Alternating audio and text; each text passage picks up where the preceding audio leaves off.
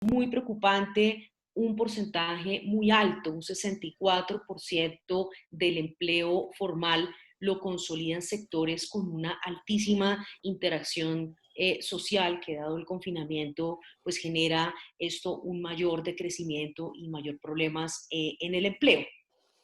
Como observan en esta gráfica de la CEPAL, viene siendo muy bajo el crecimiento de las economías en América Latina. Observamos en este gráfico las tasas de variación del PIB por septenios, y si miramos el último del 2014 al 2019, el promedio de la variación del PIB es del orden del 0,4%, que realmente es muy bajo, como lo pueden observar en el gráfico. También tenemos unos altos niveles de deuda pública.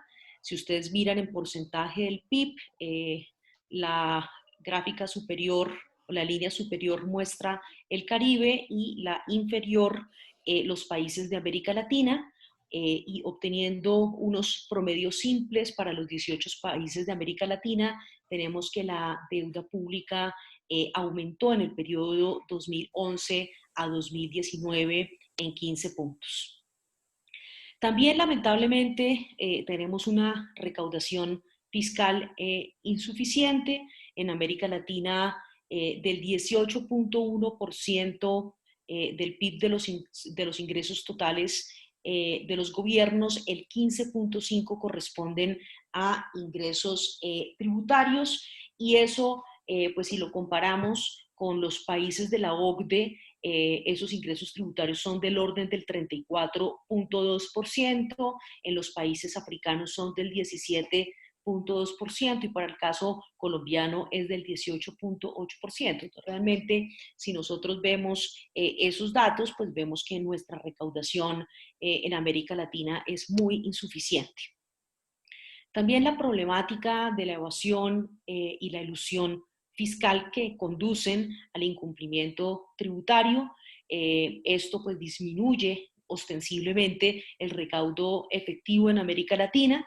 Si miramos esta situación para el año 2017 en unas cifras de la CEPAL para el impuesto sobre la renta y para el impuesto sobre el valor agregado, observamos que como porcentaje del PIB, 6,6% corresponde a recaudación efectiva en el impuesto sobre la renta y 4% a un incumplimiento tributario estimado, lo cual es bastante alto para el impuesto sobre la renta.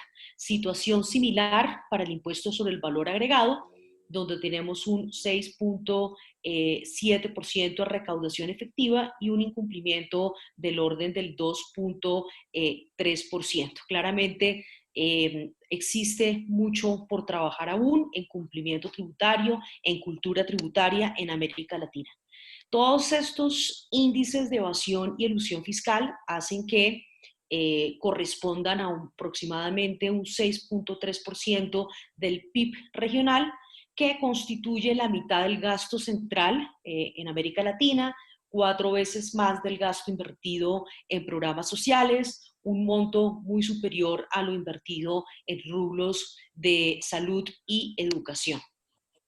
Como les decía al inicio de la presentación, lamentablemente un 64% del empleo formal lo consolidan sectores con una altísima interacción social. Aquí al lado derecho encuentran ustedes que un 25% corresponde a comercio al por mayor y al por menor, a restaurantes y a hoteles, un 6% a transportes, almacenamiento y comunicaciones, un 8% a servicios empresariales y un 25% a servicios sociales. Todo esto nos lleva a un panorama preocupante, donde las proyecciones económicas para el 2020 pues son muy negativas. Este informe de la CEPAL se refería a un decrecimiento para América Latina del orden del 5,3%, para Colombia del menos 2,6%, para Perú del menos 4%, pero realmente aún las cifras pues todavía no hay una cifra cierta, ¿no? Todavía hay mucha incertidumbre Ayer precisamente el Fondo Monetario Internacional habló de un decrecimiento para América Latina del orden del menos 9.4% para el 2020, cuando en abril había dicho que el decrecimiento iba a ser del menos 5.2%. Entonces estamos en un nivel alto de incertidumbre frente a estas estadísticas. Gráficamente, pues si fuera un decrecimiento del menos 5.3%, estaríamos a niveles de la crisis del año 1929 y de la crisis de la gripe española de comienzos del siglo XX. Pero pues si esto es mayor y llega al orden del menos 9%, pues sí que estaríamos en una situación mucho peor. El valor de las exportaciones de América Latina, la CEPAL estima también que caerán en un 18% como una combinación de volumen y precio. Y pues las cifras de desempleo, también la CEPAL considera que van a incrementarse del orden de 12 millones más de desempleados. Yo soy un poco escéptica frente a esta cifra, creo que puede ser mucho mayor. Creciendo la tasa de desempleo según la CEPAL de un 8.1% al 11.5% para América Latina. Visto, digamos, este panorama económico, la OCDE ha venido trabajando en una serie de sugerencias de política pública para enfrentar el COVID-19 y concretamente en materia hacendística y tributaria.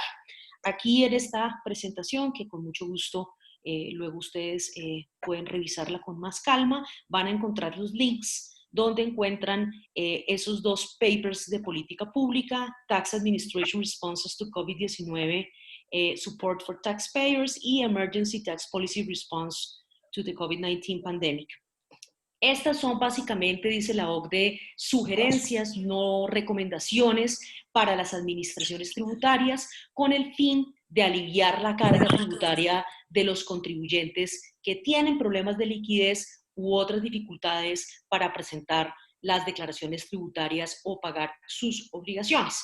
Y considera la OCDE que al ser sugerencias obviamente van a depender de los contextos fiscales de cada país, así como obviamente de los arreglos normativos propios que deben efectuarse para su adopción.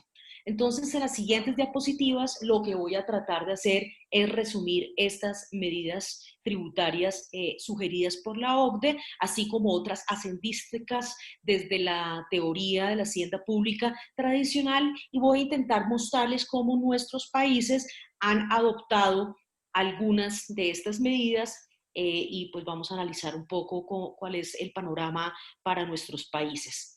Las medidas son por ejemplo, la extensión de plazos y cuotas, otorgar tiempos adicionales para la presentación de declaraciones y pagos de impuestos, la suspensión de procesos con sus respectivas sanciones e intereses, crear nuevos planes de pago de la deuda o extender los existentes, suspender la recuperación de la deuda, contemplando inclusive el no embargo de salarios, cuentas bancarias u otros activos, trabajar activamente también en el tema de devoluciones y reembolsos que sean expeditos y eficaces y de esa manera asegurar flujos de dinero. Y la OCDE dice, hay que trabajar también con la coexistencia de medidas para limitar los riesgos de fraude en estas devoluciones y en estos reembolsos, brindar certidumbre tributaria, dar un ambiente de seguridad jurídica a los contribuyentes, limitar las políticas de fiscalización en estos momentos a los temas de fraude en términos de la OCDE o defraudación tributaria como en otros contextos lo conocemos, mejorar los servicios de la administración tributaria mediante el uso de canales digitales y líneas telefónicas, la extensión de horas de operación, mejorar la comunicación, tener claridad en las estrategias de la política fiscal a través de las páginas web, medios multifaz y también trabajar muy rápidamente en la identificación de contribuyentes vulnerables, proporcionar temporalmente beneficios sociales y apoyo a los ingresos de los individuos, concediendo prestaciones por desempleo, licencias especiales, compensaciones en efectivo a los hogares de bajos ingresos. Renunciar o diferir las contribuciones a la seguridad social del empleador independiente, así como los impuestos sobre la nómina, todo esto buscando obviamente la reducción de los costos laborales y pues obviamente la amplitud de los sectores cubiertos va a depender del impacto económico del confinamiento. También propone la OCDE brindar concesiones fiscales a los trabajadores de la salud y otros sectores relacionados con la emergencia, por ejemplo, mediante la compensación por horas extras laboradas o eximir estos ingresos del impuesto sobre la renta y de las contribuciones a la seguridad social, eliminar el IVA, los gravámenes arancelarios, trámites aduaneros, otros impuestos a la importación de artículos relacionados con la pandemia, temas alimenticios, medicamentos, bienes de capital. Recomienda la OCDE tener mucho cuidado en la selección de los bienes, así como en el manejo del beneficio mediante su cuidadosa administración. Realizar ajustes al tema de pagos anticipados para tener en cuenta una base de la obligación tributaria que se asemeje más a aquella final probable, dado pues, la disminución en el volumen de las ventas o las utilidades esperadas. Hacer modificaciones también en cuanto a aumentar la generosidad en las provisiones de pérdidas arrastradas o carry forward, como conocemos nosotros los tributaristas, y que de esa manera las empresas puedan optar por un pago único en efectivo que iguale sus pérdidas impositivas acumuladas, multiplicado, por ejemplo, por una tarifa del impuesto sobre la renta corporativa promedio. También prepararse para la recuperación, inclusive a través de la política fiscal, siendo cuidadosos en el estímulo, en la consolidación fiscal al disminuir la pandemia. Digamos que hasta aquí van todas esas medidas que desde la OCDE se han sugerido, pero también desde la hacienda pública tradicional, obviamente en un momento de emergencia, de crecimiento económico como el que estamos viviendo, lo que se requieren es obtener más ingresos, de alguna manera, obtener unos ingresos para ejecutar un gasto que obviamente va a aumentar y siempre teniendo en mente, digamos, esos objetivos de la hacienda pública tradicional, de asignación de bienes, de redistribución de la riqueza, de estabilización económica y de desarrollo económico. Ahora, ¿cómo se han adoptado estas sugerencias de la OCDE en los países de la Alianza Pacífico? Yo pues he construido un cuadro en Excel un poco grande que no puedo traer acá pues a esta presentación, pero trato de resumirlo, pues en estas medidas que encuentran acá. Este cuadro muestra las medidas tributarias que acabo de señalar, así como las medidas hacendísticas. Toda esta información la obtuve a partir de los gobiernos y bases de datos del Instituto Colombiano de Derecho Tributario, y pues está actualizado en Colombia pues al 6 de junio, pero en los otros países está actualizado la primera semana de mayo. Simplemente un poco para que vean ustedes el contexto. Aquí encuentran, por ejemplo, en amarillo, resalto donde se encuentra la mayor cantidad de medidas en los países de Colombia, Perú, Chile y México de la Alianza Pacífico, donde obviamente el tema de aplazamientos de plazos y cuotas, digamos que son las medidas más recurrentes, como ustedes observan en amarillo, así como la eliminación temporal del IVA y gravámenes arancelarios, trámites aduaneros u otros impuestos para la importación de artículos relacionados con la pandemia. También encuentran que es común en nuestros países la suspensión de procesos, y pues para el caso colombiano pues encontramos también con medidas para mejorar los servicios de la administración tributaria, medidas para la ejecución de los gastos, medidas para brindar beneficios sociales y apoyos a los ingresos de los individuos, varias medidas para el tema de devoluciones y reembolsos expeditos, para la generación de otros ingresos, entre otros. Perú, pues obviamente usted seguramente conocerá mejor esta información que yo, pero pues adicional del aplazamiento de cuotas y plazos, pues también está la eliminación temporal del IVA y de otros gravámenes que tienen que ver con artículos relacionados con la pandemia. También han trabajado en planes de la deuda, en mejorar los servicios, entre otros. Igual situación reviste Chile, y en México, digamos que como voy a presentar a continuación, lamentablemente pues no ha habido una serie de política fiscal federal, sino ha sido por los diferentes estados mexicanos. Lo que uno observa pues es una desarticulación de la política hacendística y tributaria. En Colombia, además de estas medidas de la OCDE que acabo de explicar, creamos también un impuesto solidario por el COVID, que pagan los funcionarios públicos que devengan un monto determinado según la ley, y por encima de ese monto, en este momento pues está en análisis de constitucionalidad este impuesto, así como todas las medidas que han sido expedidas en el estado de emergencia económica, pero digamos que ha sido muy sonado este análisis de constitucionalidad. También muy recientemente se eliminó temporalmente la sobretasa eléctrica y pues se implementó un catastrófico día sin IVA, que lo que parece indicar es que se van a aumentar los contagios por el mal manejo de este día sin IVA, que lo que buscaba pues era aumentar el consumo y estimular la economía. Varias medidas hacendísticas en Colombia, nuevas fuentes de ingresos donde la mayoría, y esto preocupa, pues son recursos de préstamo del Fondo de Ahorro y Estabilización, del Fondo de Pensiones Territoriales, que pues en el corto plazo hay que pagar esos recursos. También hacer uso de los excedentes de liquidez de algunas entidades estatales, la posible redención anticipada de títulos valores emitidos por la nación y la reorientación de algunas rentas con destinación específica de entidades territoriales en virtud del estado de emergencia.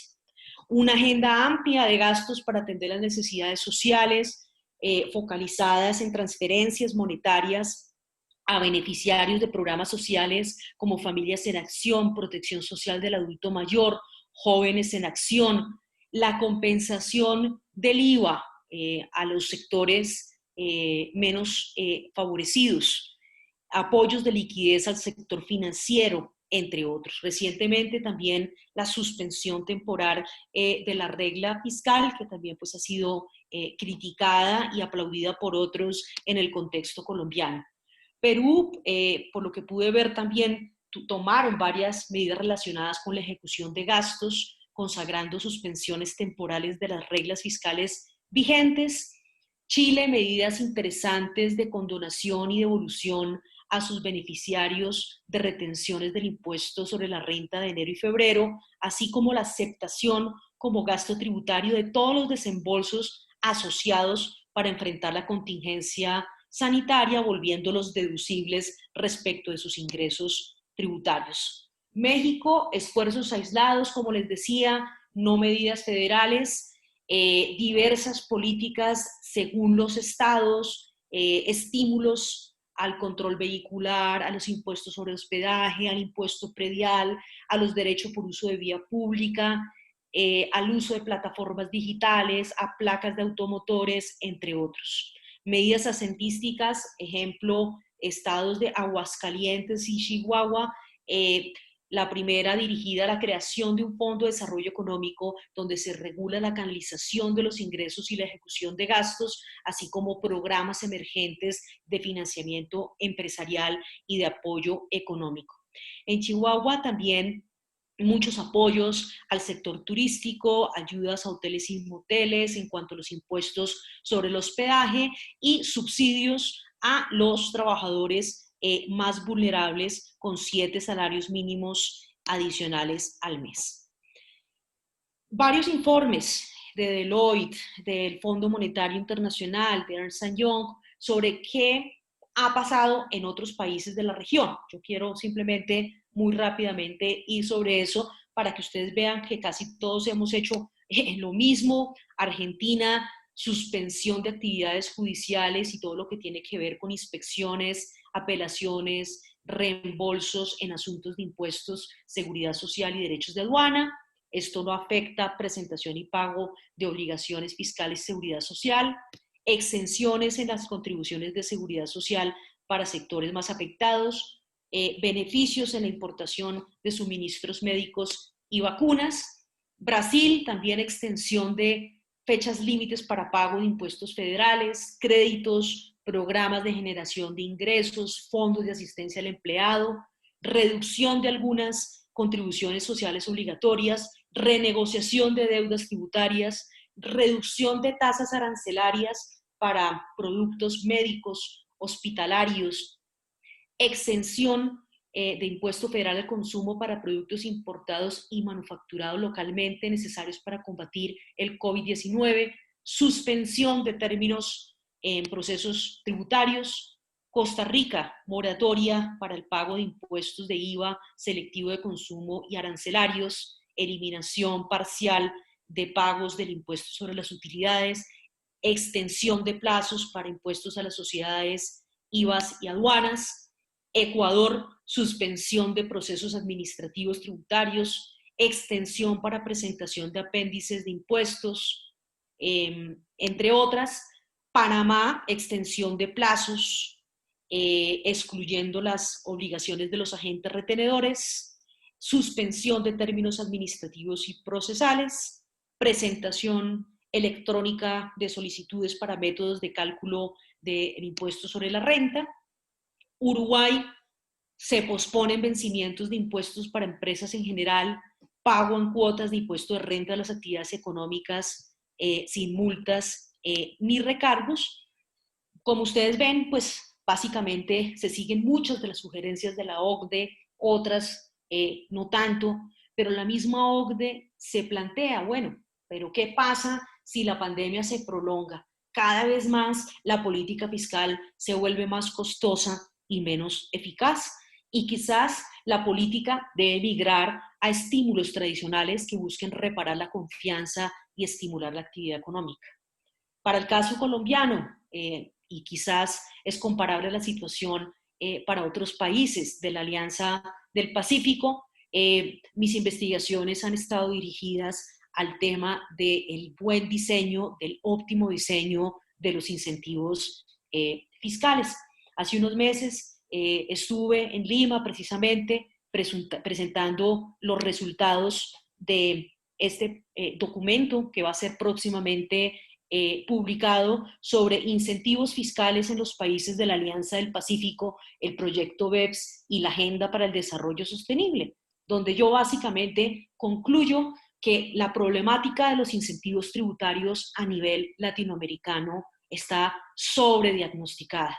Sabemos ya que es necesario analizar los costos y los beneficios de esos beneficios, de esos incentivos que fueron otorgados antes de la pandemia, que fueron ahora otorgados durante la pandemia y que muy posiblemente van a seguir siendo otorgados con posterioridad a la pandemia. Hoy en Colombia ya estamos en la discusión o pensando en la necesidad de una nueva reforma, cuando pues ya hemos tenido en los últimos años cada año una, ¿no?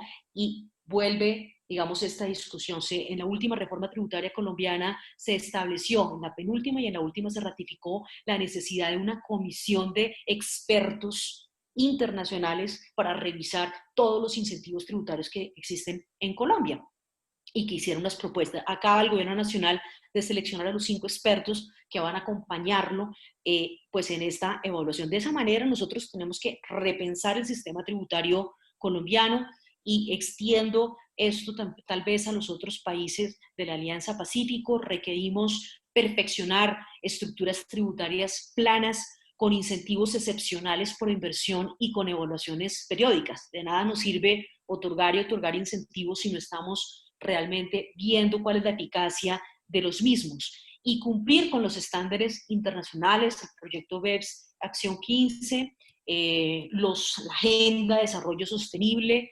2030 y cómo lograr esquemas tributarios más equitativos, progresivos y eficientes. Ya esta es mi última diapositiva. Simplemente quiero contarles que en Colombia estamos en todo un debate sobre qué hacer, qué hacemos para reforzar los recursos. Definitivamente nuestro sistema tributario es insuficiente, no logra los recursos que necesitamos ni para la pandemia ni post la pandemia.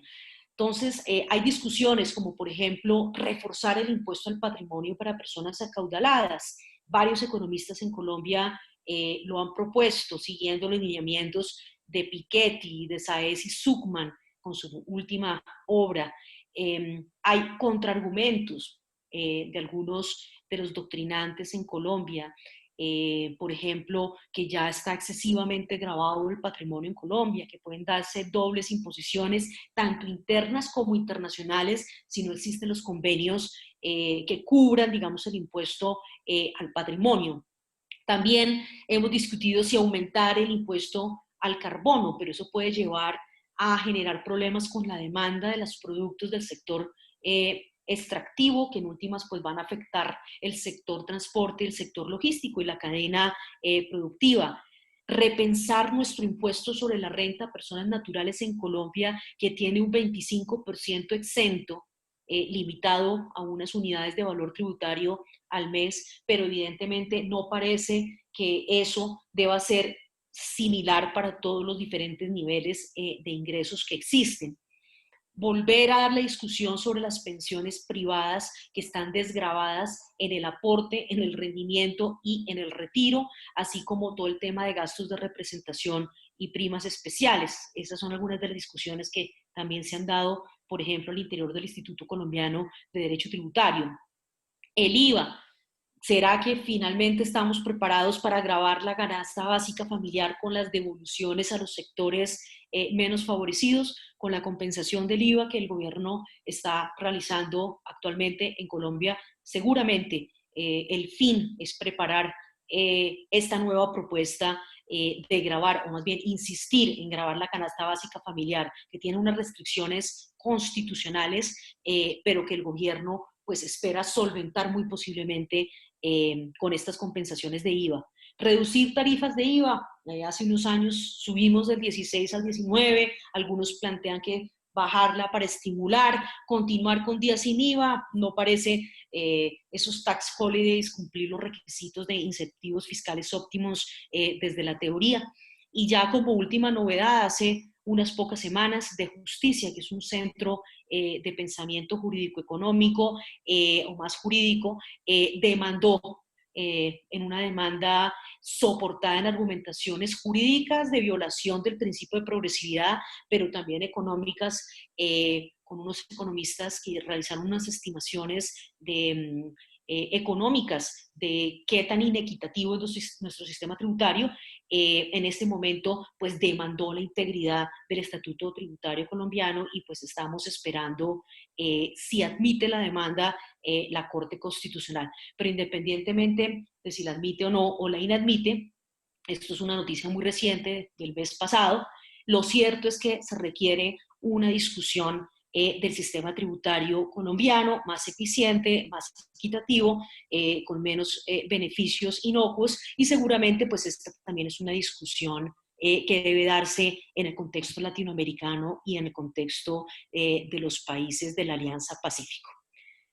Esa es básicamente la presentación que yo traía para ustedes. Me demoré los 30 minuticos que estaban previstos. Muchas gracias a todos por su atención. Muchas gracias, Eleonora, por la presentación. Pasamos con los comentarios del profesor Luis Alberto Arias. Espérate un momentico, yo quisiera verlos. Ah, bueno, ahora sí los veo. Es que solo veía la presentación. ¿Tengo que ponerte el rol, Elizabeth, o ya? No, ya está listo.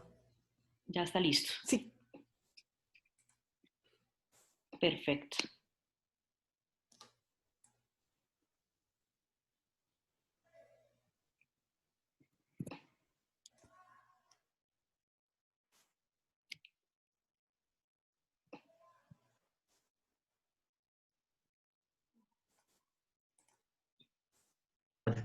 En-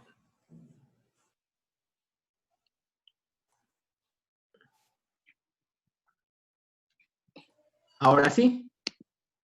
Hola. Hola, ¿Se me ¿sí? escucha? ¿Sí? ¿Lo escuchamos? Ya.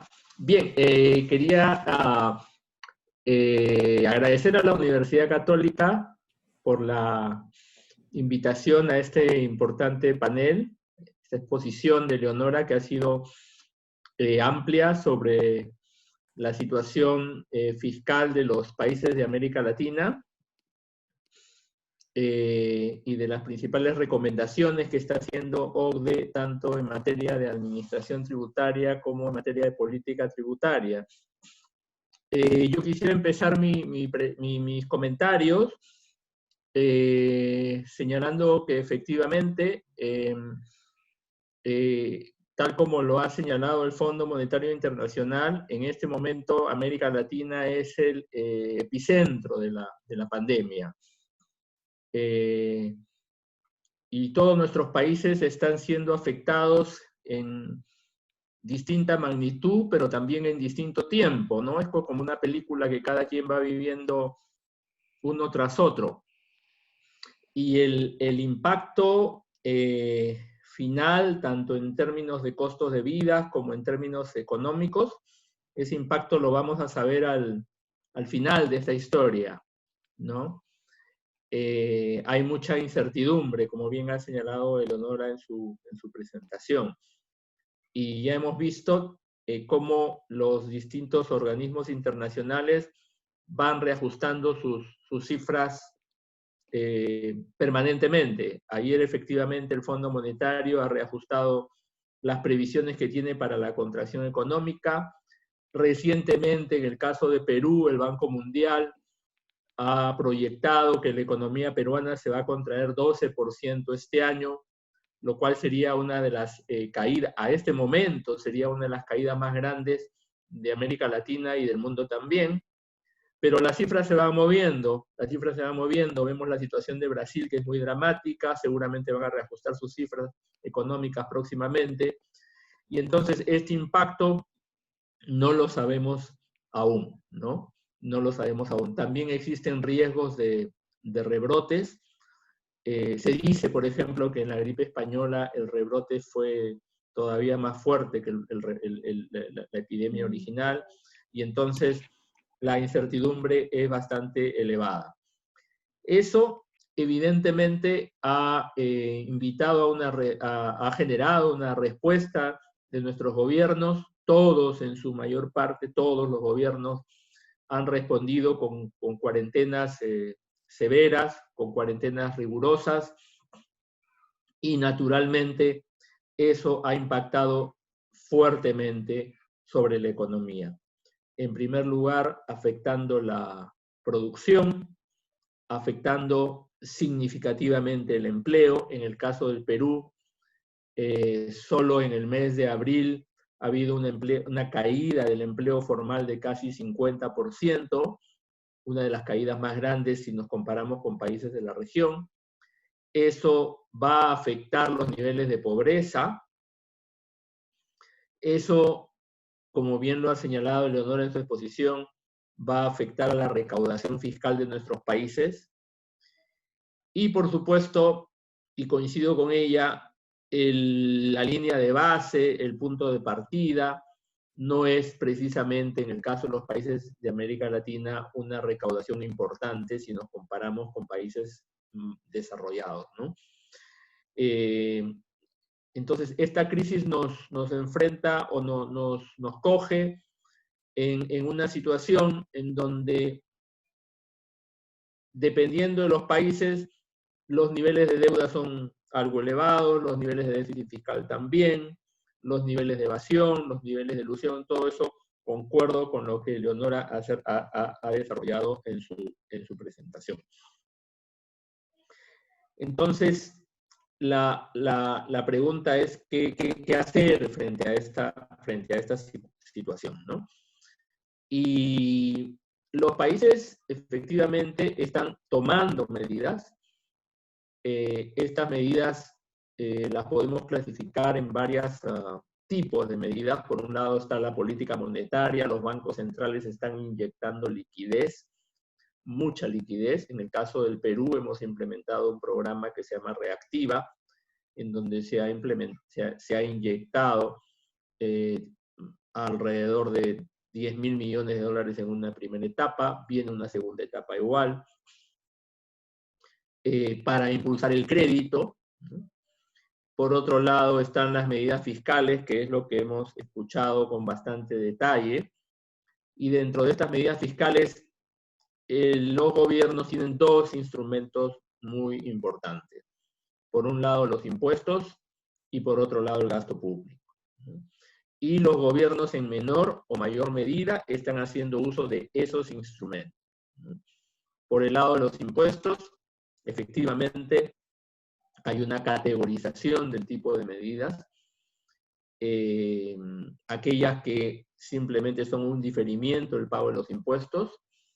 En Perú ese diferimiento es bastante, digamos, pequeño, ¿no? Porque ya ahorita, la próxima semana, si no esta, van a tener que pagar, tener que empezar a pagar la regularización del impuesto a la renta los principales contribuyentes. Ya en julio tienen que pagar las pequeñas empresas, y los diferimientos se resuelven dentro del mismo año, cosa que yo creo que el Ministerio de Economía debería revisar, ¿no? Porque las empresas están altamente endeudadas, las personas están altamente endeudadas, se han acumulado facturas de los servicios de luz, de agua, de teléfono, de gas. No han habido ventas, las ventas se han caído de manera significativa, y entonces para que esos diferimientos de pago, para que esos aplazamientos tengan realmente el impacto, el objetivo de generar liquidez en las empresas, sobre todo en las pequeñas, esos diferimientos deberían ser como que más beneficiosos, ¿no? Más amplios. Entiendo que en algunos países, no sé si es el caso de Colombia, se permite, como se ha señalado, pagar hasta antes de a fin de año. En todo caso es un diferimiento más amplio. Aquí lo único que se ha hecho es correr los cronogramas 2 meses, 3 meses, y ya las obligaciones otra vez están encima. También se ha hecho en Perú la reducción de los pagos a cuenta, aplicando un factor para que más o menos se adecúen a las caídas de ventas que estamos observando. Probablemente esos ratios se hayan quedado también cortos, por lo que estamos viendo con la caída de ventas. La producción en el caso de Perú en el mes de abril ha caído 40%, la más alta de América Latina. Y luego sí se ha aprobado un fraccionamiento especial, y se han efectuado algunas reducciones de carga tributaria a través del incremento de tasas de depreciación para inversiones que se realicen este año o el próximo. Creo yo que ahí también hay una buena intención, pero yo no sé cuánto beneficio puedan tener estos reajustes de tasas de depreciación cuando los niveles de inversión y el próximo inversión privada van a ser bastante bajos este año. Por el lado eso todo por el lado de medidas tributarias, en donde si comparamos a Perú con los otros países de la Alianza Pacífico, de acuerdo a lo que hemos visto en ese cuadro, estamos en una posición intermedia. Creo que estas medidas tributarias son importantes, pero también son importantes las medidas por el lado del gasto público, ¿no? Y también nuestros países allí han aplicado transferencias monetarias, ¿no? Muchos países tienen estos programas de transferencias monetarias para los más vulnerables, y lo que se ha hecho es ampliar el programa de transferencias monetarias. En el caso del Perú, existía un programa de transferencias para los más pobres que llegaba a 600.000 personas, el programa Juntos para los pobres, y existía un programa de transferencias monetarias para las personas de mayor edad, el programa Pensión 65. Entre los dos grupos, el total de beneficiarios de estas transferencias era 1.100.000 personas.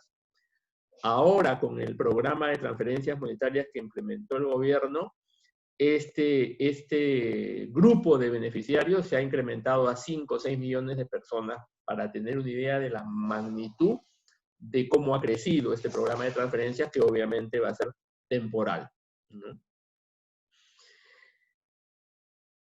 ¿Cuánto es lo que los gobiernos pueden responder por el lado de reducción de ingresos, de beneficios, de suspensión de cobranzas, de suspensión de fiscalizaciones? Todo eso va a afectar al cumplimiento, sin ninguna duda. Y por el lado del gasto, mayor gasto en transferencias, mayor gasto en salud, en seguridad. ¿Cuánto es lo que los paquetes fiscales pueden asimilar? Va a depender de la circunstancia particular de cada país. Va a depender de los niveles de déficit fiscal con que cada país arranque, la línea de base. Va a depender de los niveles de deuda pública que cada país tenga, ¿no? En el Perú siempre nos hemos sentido muy orgullosos de nuestra fortaleza fiscal, de tener un nivel de deuda sobre el PBI inferior al 30% del PBI, que es de las más bajas en América Latina y probablemente en el mundo, de tener un déficit fiscal muy pequeño, menos del 2% del PBI, convergiendo a la meta del 1%, de tener ahorros que equivalen más o menos a 13% del PBI. Entonces, el Perú se ha caracterizado por tener una fortaleza fiscal importante, y considero que esa fortaleza no se está utilizando todo lo que podría utilizarse. El paquete que Perú ha implementado, que es un paquete grande, amplio, está sobre todo siendo muy intensivo en el lado de la parte de préstamos, el programa Reactiva, el FAEMIPE para las microempresas. Y no tanto en la parte fiscal. Creo que en la parte fiscal Perú todavía está siendo tímido en comparación con la fortaleza que tiene. Y entonces creo que Perú debería evaluar algunas medidas adicionales. ¿Qué va a pasar luego de la pandemia? En función del tamaño de los programas que cada país haya implementado, los déficits obviamente van a crecer, las deudas van a crecer, y vamos a tener que ir a lo que se conoce como el programa de consolidación fiscal, es decir, cómo retornamos a niveles más bajos de deuda, a niveles más bajos de déficit. Y eso va a ser mucho más de un año, de 2 o de 3 años. Creo que eso va a ser un periodo de tiempo como de un quinquenio más o menos, porque la magnitud de la crisis es tan grande que eso va a implicar probablemente programas de ajustes fiscales profundos en nuestros países. Y allí, para terminar a mis comentarios, vienen los temas que Leonor ha tocado en su presentación. ¿Qué vamos a hacer con los incentivos fiscales? ¿Qué vamos a hacer con propuestas de reforma tributaria que estaban pendientes? ¿Qué es lo que vamos a hacer con propuestas de crear nuevos impuestos? ¿Cuál va a ser la estrategia para aumentar la recaudación? ¿Será solo mediante la reducción de la evasión, en donde hemos hecho algunos avances, pero no los suficientes? ¿Aparecerán propuestas de crear nuevos impuestos, como impuestos patrimoniales? ¿Aparecerán propuestas para reformar los impuestos a la renta? O sea, el reto que se nos viene en los próximos 5 años, diría yo, a los que diseñamos políticas fiscales y particularmente políticas tributarias, va a ser inmenso. Y entonces, aún todavía no terminamos la crisis para cuantificar el tamaño de los daños, pero con seguridad lo que se viene va a ser todo un reto para los países de América Latina. Gracias. Muchas gracias por sus comentarios, profesor Arias. En este momento vamos a pasar a las preguntas del público. La primera pregunta es para la profesora Lozano. y es, en el Perú existen iniciativas legislativas sobre un impuesto a la riqueza. ¿Esta medida ha sido analizada en Colombia?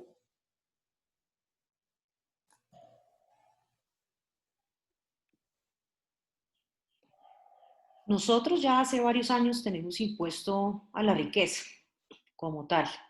Inicialmente fue creado, perdón, excepcionalmente, luego se declaró permanente, eh, sino que ha ido mutando en el tiempo, pero ha habido mucha crítica respecto a este impuesto, respecto a su progresividad, respecto a la doble imposición que genera con otros impuestos que ya graban el patrimonio. Por ejemplo, el impuesto sobre la renta para depurar la base gravable tiene un componente también patrimonial, que es la renta presuntiva, y adicionalmente existen otros impuestos que gravan componentes patrimoniales. Entonces, digamos que tenemos un impuesto, lo que se quiere es extender ese impuesto, digámoslo así, y ponerle mayor progresividad, ¿no? Pero sí, lo hemos discutido. Yo pienso que es volver un impuesto a la riqueza sólido es una de las alternativas fiscales a futuro. Aunque, como les digo, esto tiene mucha crítica por parte de las empresas, que como en un momento donde se requieren emprendimientos, donde se requiere fortalecimiento patrimonial, dar esta discusión. Pero yo creo que precisamente el patrimonio es una de las formas de refijar la capacidad contributiva. Entonces yo claramente pienso que debemos continuar por esa línea, simplificando otros impuestos y eliminando otros que desde mi perspectiva son obsoletos. Pero claro que sí, hemos dado esa discusión en Colombia y seguiremos dándola muy posiblemente. Gracias. Hay una segunda pregunta para usted. Es si el impuesto solidario por COVID aplicado a los funcionarios públicos en Colombia no resulta ser discriminatorio, toda vez que solo afecta a un sector de la población laboral.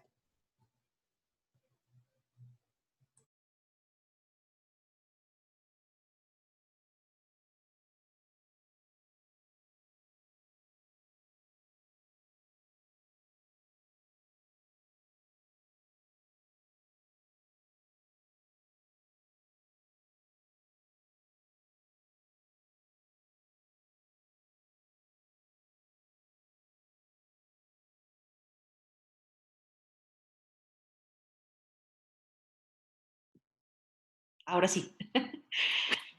Bueno, me ponen en una situación un poco difícil, dado un pronunciamiento reciente frente al tema ante la Corte Constitucional, pero digamos que hay dos posiciones. Una posición que viola la igualdad, que viola la igualdad.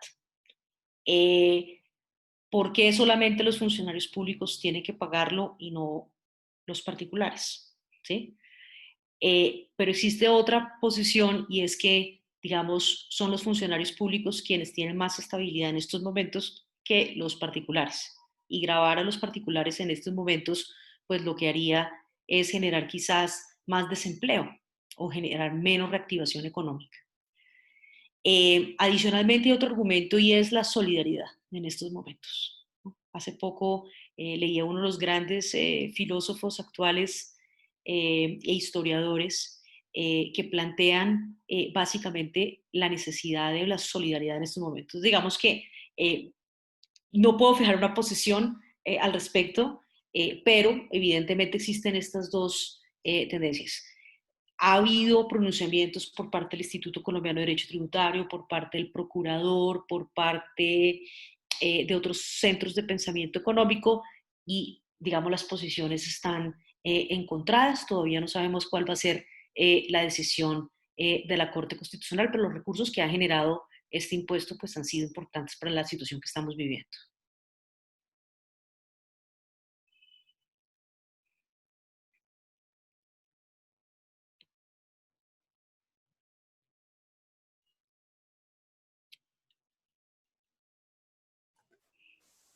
Perdón.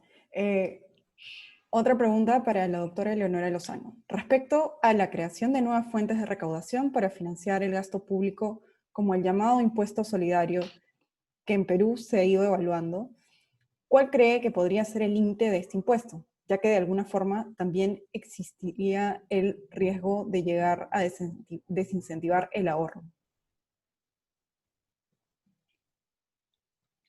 Pues nosotros lo tenemos bastante agresivo, que va desde el 10, 15%, ¿no? Y va subiendo a medida que suben los recursos, la percepción de ingresos.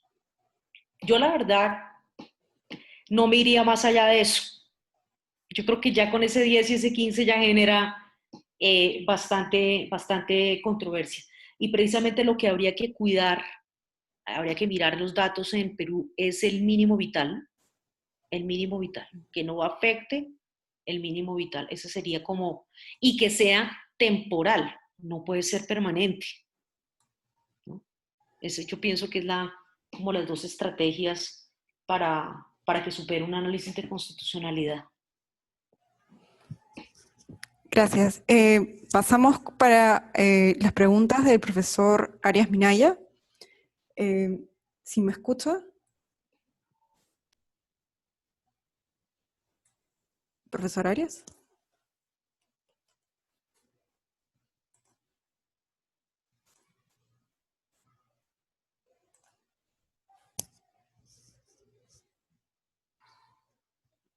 Hola, Ya. hola. Sí, le escuchamos. Ya, A sí. ver, la pregunta es, ¿una condonación de multas tributarias podría ser parte de formas de apoyo al contribuyente? Para efectos de Reactiva Perú, muchos contribuyentes no pudieron obtenerlo por este tipo de deuda en etapa coactiva, incumpliendo así uno de los requisitos exigidos por la norma. Sí. Yo creo que el tema de las multas no debería ser en todo caso un requisito para permitir acceder a un préstamo en estas circunstancias extraordinarias. Entonces, sí pueden darse facilidades para el pago de dichas multas, extender los plazos, bajar las tasas de interés, pero creo que el error está en incluir eso como un requisito para acceder a liquidez en esta circunstancia dramática. Creo que eso es lo que debería más bien modificarse.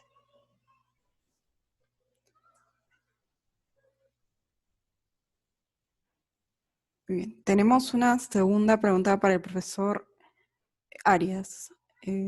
A ver, la pregunta es, luego de todas estas medidas, las empresas necesitarán liquidez para reactivar su economía. Eso también tendría que ver con una posible extensión de otras medidas tributarias, con el fin de ayudarlas. ¿Qué medidas cree usted que se podrían implementar? De acuerdo a lo que vimos en la presentación de Leonora, hay muchas medidas interesantes, varias de las cuales todavía en Perú no las hemos evaluado, ¿no? Pero siendo importante y clave para los contribuyentes poder tener liquidez este año, una de las primeras propuestas que yo haría es que, sobre todo para las pequeñas empresas, los pagos, ese cronograma de pagos, ese diferimento de presentación de declaraciones y pagos, yo sugeriría que se amplíe bastante más. Creo que eso va a ayudar a las pequeñas empresas a poder generar la liquidez necesaria para hacer frente, por ejemplo, al pago de sus planillas, que es lo más importante proteger en las actuales circunstancias. En segundo lugar, para promover la inversión, luego de que esta primera etapa de la emergencia pase, para proteger la inversión, las pérdidas que este año se están generando y que se van a generar para muchas empresas, la modificación de permitir que esas pérdidas se apliquen en lugar de a los 4 años siguientes a los 5 años, que también me parece una medida muy tímida. Yo aprovecharía esta circunstancia para que las pérdidas que se generen este año puedan ser compensadas, arrastradas a los años siguientes, sin ninguna limitación, sin ninguna limitación. Porque además es una práctica que se utiliza en muchos países, que es que la pérdida uno la arrastra hasta que se extingue.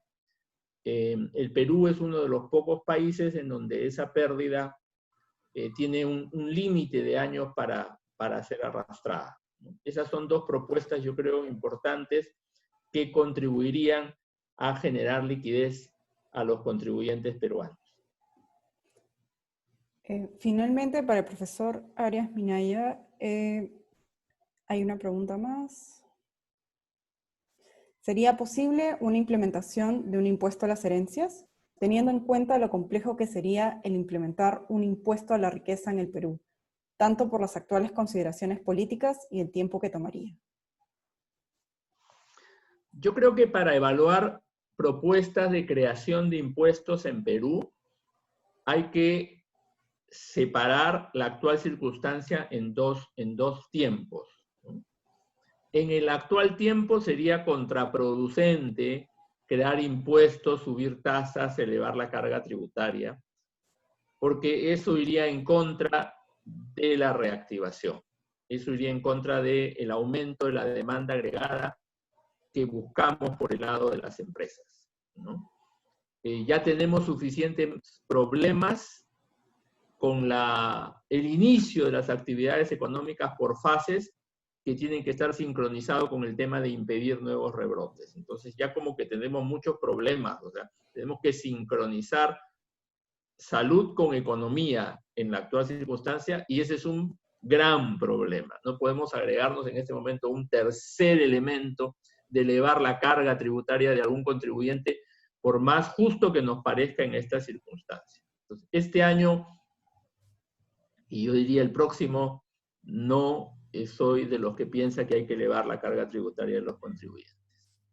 Si el próximo gobierno, que se va a iniciar a mediados del próximo año, va a tener que proponer una reforma tributaria cuyo principal objetivo debe ser ampliar la base y hacer más progresivo el impuesto. En ese contexto, fortalecer el impuesto predial, que en Perú recauda casi nada. Si nos comparamos con Colombia, el impuesto predial de Perú debe recaudar la quinta o la sexta parte de lo que recauda el impuesto predial colombiano. Y también el impuesto predial de Chile y de México.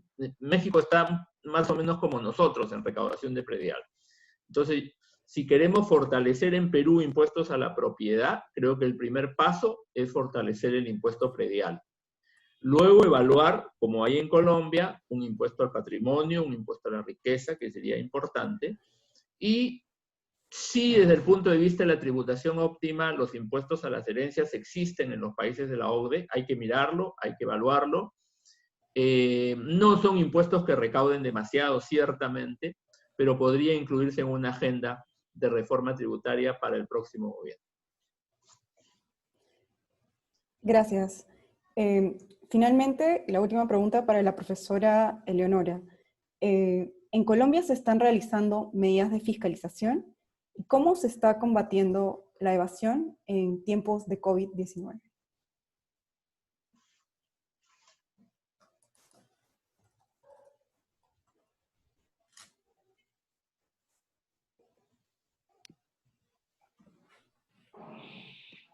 Pues la verdad no tengo estadísticas al respecto. Desde la academia no lo puedo visualizar muy bien, pero sí han salido muchas resoluciones, directivas, decretos de la DIAN en torno a fiscalizaciones virtuales, inspecciones virtuales, ¿no? Son muy recientes, de quizás hace unos 20, 30 días.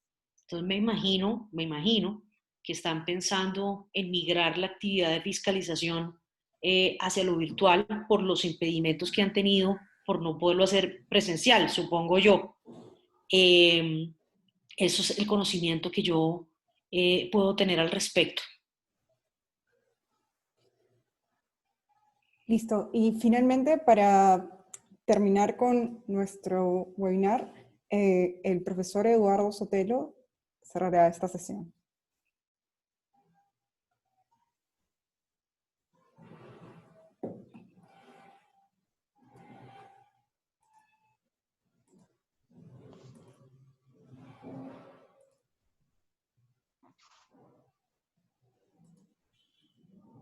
Gracias.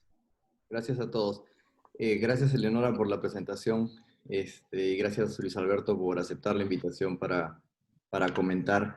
Sí, fíjense, lo mío no es un comentario profundo y muy sustancial sobre la materia tributaria, pero sí quería, desde el lado de la universidad, desde el lado de la escuela de posgrado, dar alguna visión general, ¿no? Este cataclismo humano, este problema que nos deja la pandemia, tanto en vidas como por la vía de la economía, también en bienestar, eh, sin duda, tratando de hacer abstracción de esa parte tan dolorosa y tan penosa, es un poco esto que Leonora nos ha resumido y Luis Alberto comenta, ¿no? Es una gran ventana de oportunidad para regresar a la reflexión científica, académica, sobre tantas instituciones que han terminado siendo finalmente desafiadas con lo ocurrido. Por un lado está el renovado interés en la investigación y el estudio sobre los sistemas tributarios y su rol dentro de la política económica, fiscal y la política de los gobiernos. Eso es algo que si bien siempre ha estado allí, hoy día todos hablamos de cuál es el rol que va a tener que cumplir el sistema tributario. Y dentro del sistema tributario, ¿qué tributos? ¿No? Ese es un tema crucial. En ese punto, si bien soy un negado a hablar de reformas, porque como también bien dijo Eleonora, cada político quiere llamarle a lo suyo reforma, ¿no? Y realmente de tanto reformar, nada es reforma, y parece que cambiamos algo, pero todo sigue igual, ¿no? Y en eso seguir todo igual, en efecto, también esta revisión de lo que se tiene que hacer en los sistemas tributarios y en los sistemas administrativos tributarios, tiene que también que separar aquello que sí se estaba haciendo bien, ¿no?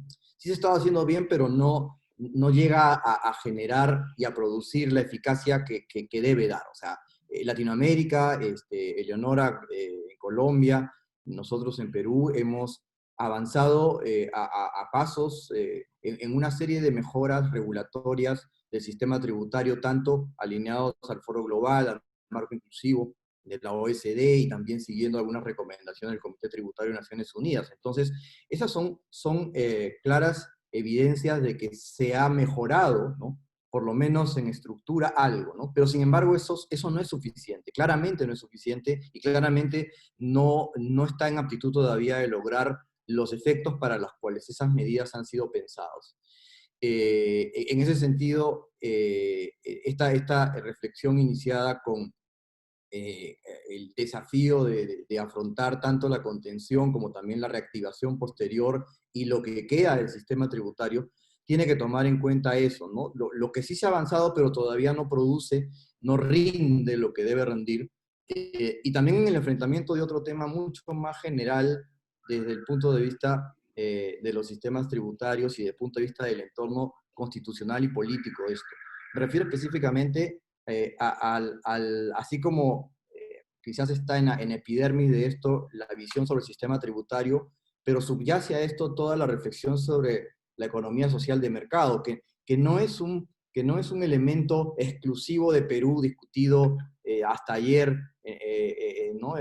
Con ocasión de una declaración presidencial, sino que es un elemento de los estados de inicio del siglo pasado, ¿no? Entonces, la comprensión del estado social de mercado, la comprensión de mercado, la comprensión de propiedad en ese mercado y la función que la propiedad y el mercado tienen en promover y propender al ejercicio y el respeto de los derechos fundamentales me parece también una reflexión que subyace, que no es tan epidérmica como la del sistema tributario, pero a la cual también apunta esta investigación y este trabajo que nos queda por hacer respecto al sistema tributario. Allí van a surgir todos los temas acerca de si nos falta un nuevo impuesto o no.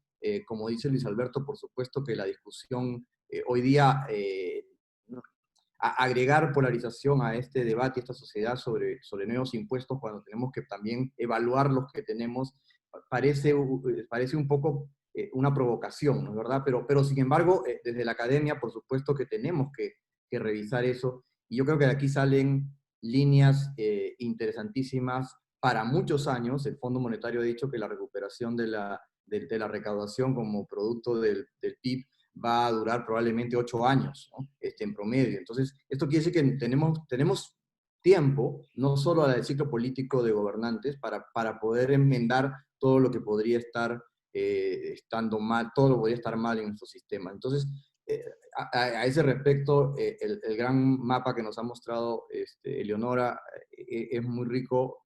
Muchas gracias por eso. Y también, Luis Alberto, por tus comentarios siempre tan acertados y profundos. Yo no sé si Elizabeth o Eleonora quieren cerrar o cómo has planificado. Gracias. Muchísimas gracias a Luis Alberto, muy buenos tus comentarios, aprendí también mucho sobre el tema peruano y las perspectivas. Y Eduardo, obviamente la reflexión que quizás debimos haber empezado por ahí es, claramente la economía pura de mercado no está funcionando.